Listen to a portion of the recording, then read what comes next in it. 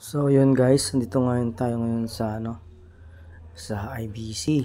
So magde-deliver po tayo guys. Kasi wala tayong pasok today. So alam niyo naman, yung ating raketerong tatay, didiskarte na naman. So yan guys. Deliver lang natin tong itong kulungan ng aso.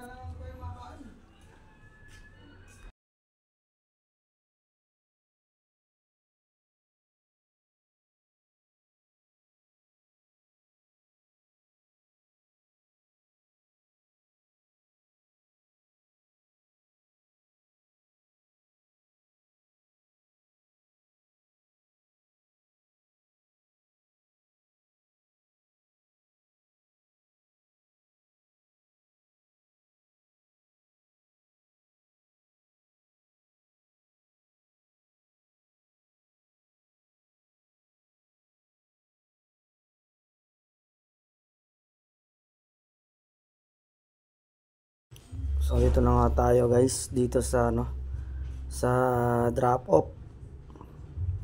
So bali bababa na po natin yung yung kulungan ng aso.